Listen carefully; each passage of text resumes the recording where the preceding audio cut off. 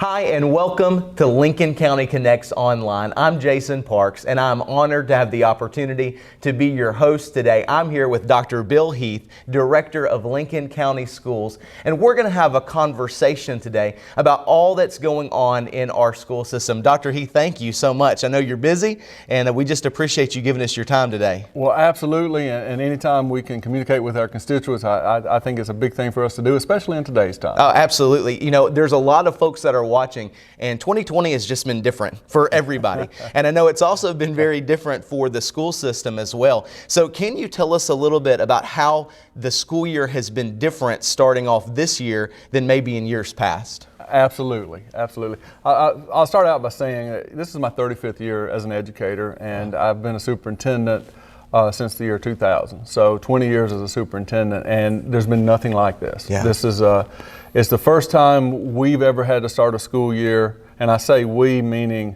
me, my staff, teachers, the folks in the buildings, and the parents and everyone, in which there are so many unknowns and so many rules that change on almost a daily basis.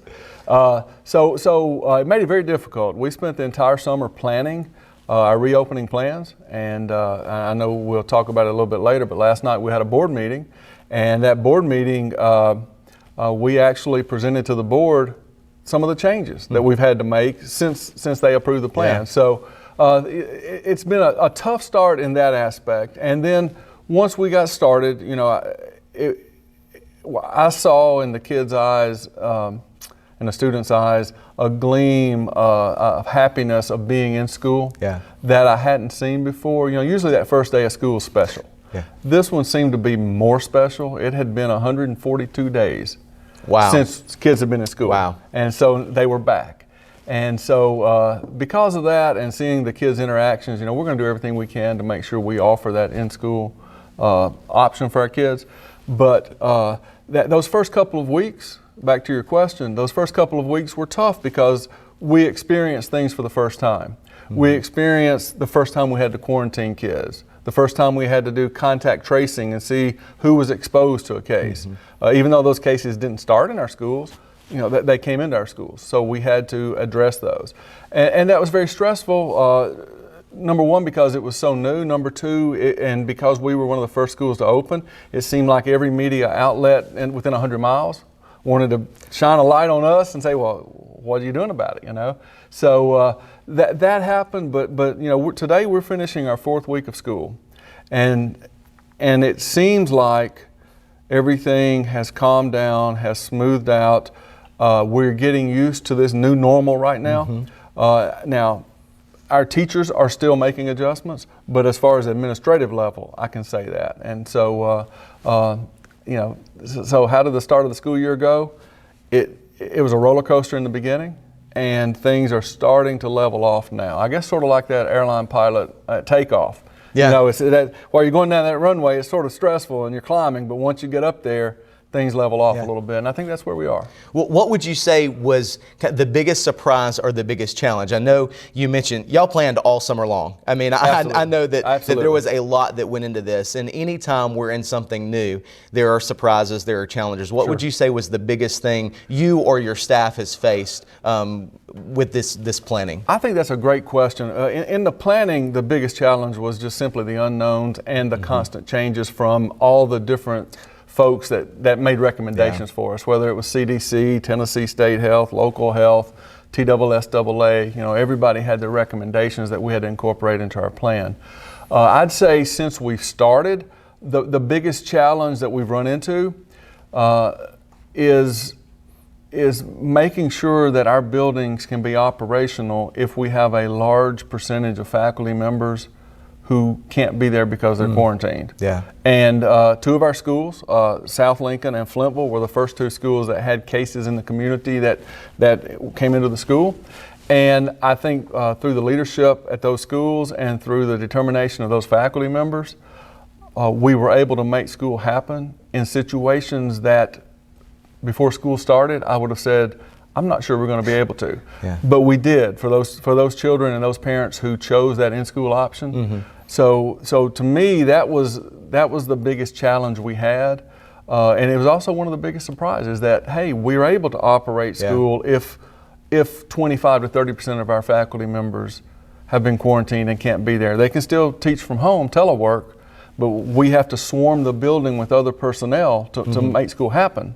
And that's what we've done. And that's just a testament to the amazing faculty and staff and administration that we have in the school system. And let's just pause for a moment and just mention that the teachers, I know this has been new for everybody, yes. and just the passion that they've had and their ability just to be flexible and step up to the task. I know that as a parent myself, I'm grateful, and I know that parents all over the school system are grateful for that as well. And so let me just say thank you for you and your team for what you're doing for our kids. And I appreciate that so much. I appreciate those words. And I think it's really a testimony to those folks in the building, those teachers on the front line. They're doing a job now that they haven't had to do before. Yeah. They're teaching a full class where only half the class is there, and another half is at home that may not get the lesson until tomorrow, and trying to provide feedback. And so they're learning and adjusting as we go, and that's why we decided to add our e-learning Mondays for the rest of this 9 weeks, was to give our teachers a chance to make those adjustments, because unlike some school systems, we went full speed ahead day one. Yeah. You know, and it was a strategic thing to do, because we wanted, let's find out what the issues are the first week so we can address them. We could have gone to a hybrid model like a couple of school systems west of here, or gone to a staggered entry of some kind.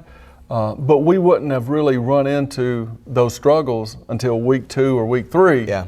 Now we've gone through the struggles. We're at the end of week 4, and like I said earlier, it seems like we're adjusting to the new norm. I do want to say this though: we're going to have to continue to add the support to our teachers, because they're still crafting what every day looks like for them, and they're still modifying.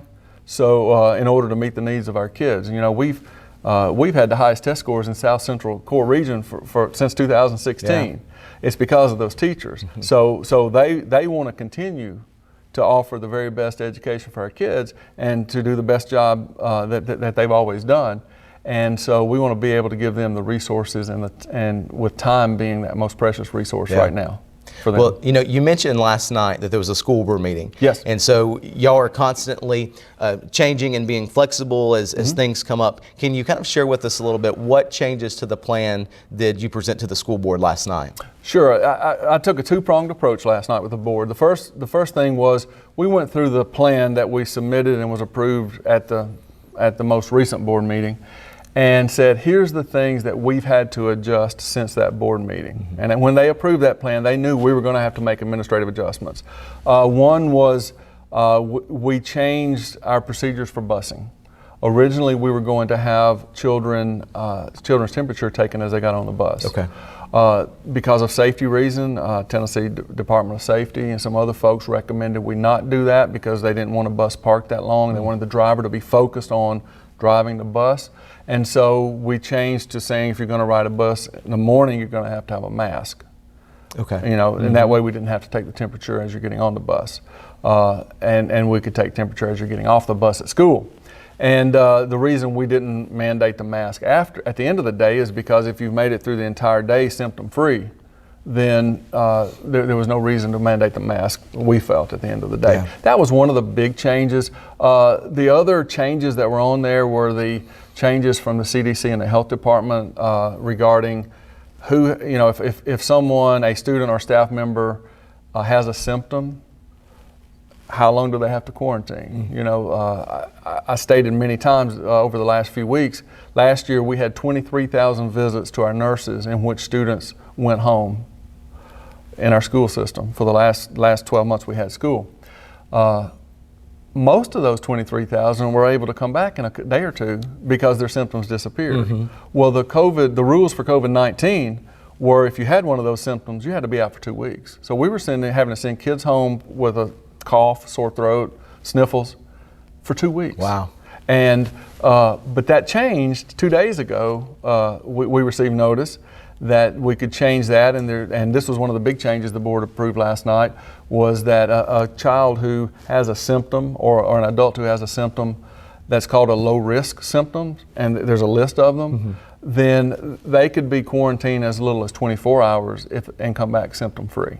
Okay. Now, if there's some high risk symptoms, and there's a list of those that are more precisely connected to COVID, those still require the 2-week quarantine. So that was another thing that changed last night.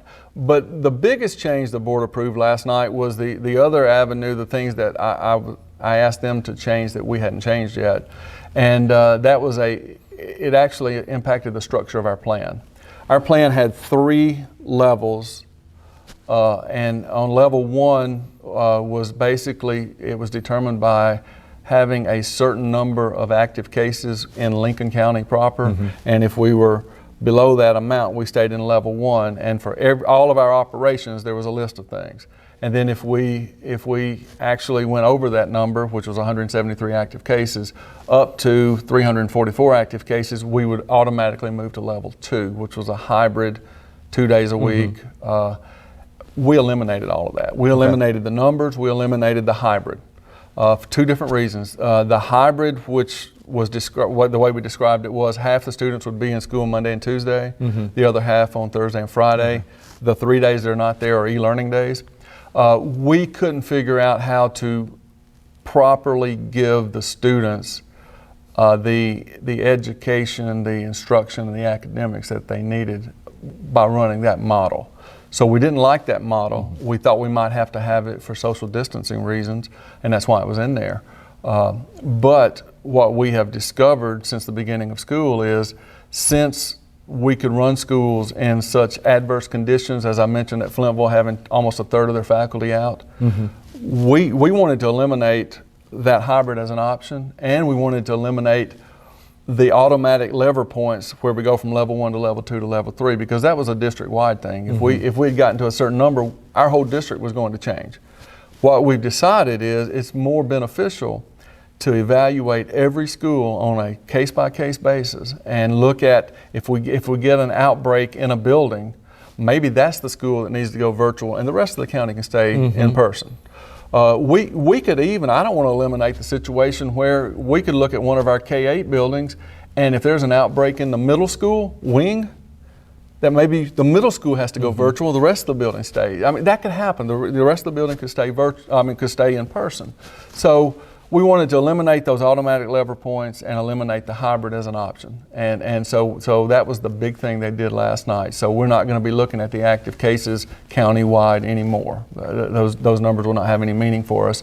We're going to look at every school case by case. Okay, well, let's go back to what you said with COVID-19 and a positive case. Now, I know that there have been very few positive cases in Lincoln County schools, but let's let our parents and our viewers know, if there is a positive case, what's the procedure? What happens when the school is notified about that? Okay, number one, once we're notified, and whether that's the parent notifying us, hey, my child tested positive, or if a child leaves us with symptoms and the next day we're notified that they went and had a test, none of that matters. What we do, though, based on what we do is, number one, we immediately start contact tracing. We have to determine which children and which adults in the building have been within 6 feet of that child that has a positive case for 10 minutes or more, back 48 hours prior to the test. Okay, so seating charts in classrooms, seating at lunch. If child rides a bus, our seating charts on the bus become very, very important. But again, it's 10 minutes of constant exposure within 6 feet of the person. That's the rules that's given to us, and that's what we have to go by. So on any case that we've had, that's the first thing we do, and our goal is to get that done within 24 hours, preferably by the end of that day, and notify the children that have, and adults that have been potentially exposed, and because they have to now quarantine, or they can't come to school, basically. For those days. So that's the first thing. The next thing we do is send out notice to all the children or families in that school via letter. Originally, our plan said to the class that child is in. We've changed that now based on CDC and Health Department recommendations to notifying all the families in the building. So that's the two main things. And then of course, if that person potentially contaminated an area, in other words, they came to school knowing they shouldn't come to school because they had a positive case, which haven't happened. But we would need to do some special cleaning in that room. And we do special cleaning every day anyway in our buildings, so we feel very good about that aspect of it. So that's the things that we do, and we've had several parents call saying, hey, I heard there was a case at School X. We haven't gotten a call. So our response to those parents are, well, not getting an immediate call is a good thing, because that means your child wasn't exposed, because that's who we call. But there should have been a letter coming home, and if for some reason the letter didn't get home, we'll see if it was on our end or on the child's end, but we'll work on that and make sure we do that. Now, one thing I want to tell you on that too is we just worked through this the last couple of days. We do have children in our schools that chose virtual and are participating in sports and activities.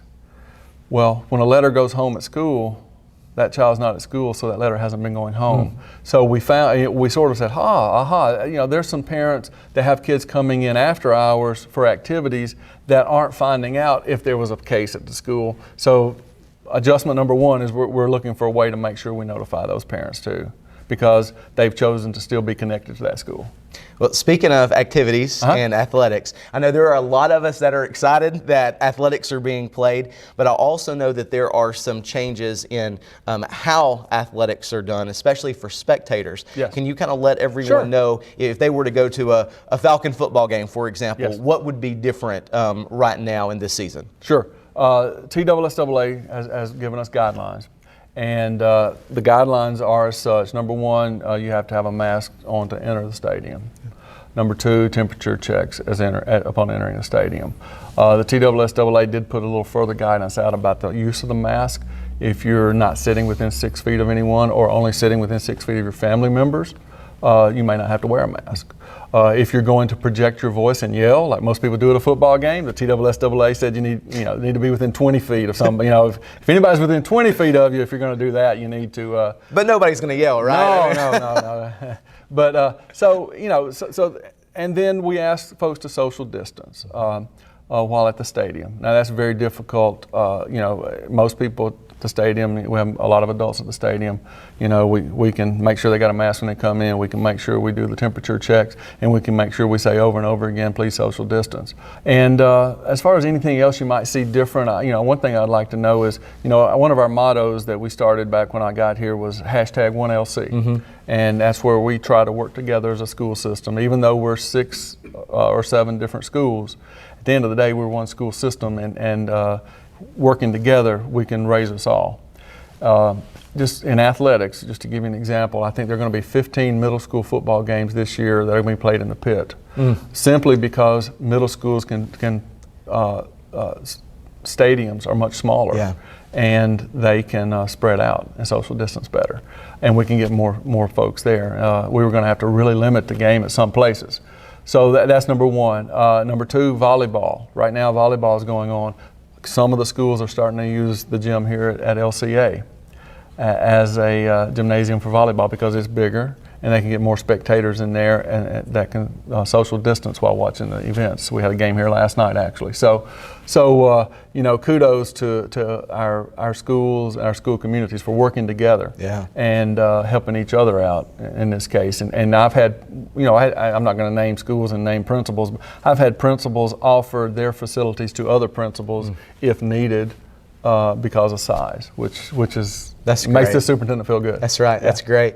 Well, if there was one final message today that you wanted to communicate to parents and community members, what would that be? I would say, we're all in this together.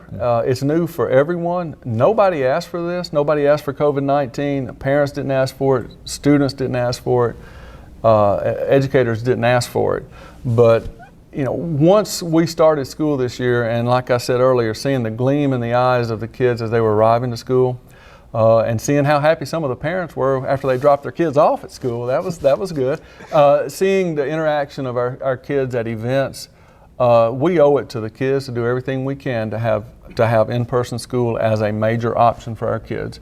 And we're going to do that. And in order to do that, we're going to have to make a lot of decisions that there's a lot of unknowns on. And we just ask for grace and mercy and an understanding that we're not going to get every decision right, especially in the beginning, but we will be flexible and we will adjust as we go. Well, thank you again. Thank you for your Absolutely. time today. And thank Thank you to everyone who's watching. And thank you for continuing to support our Lincoln County school system.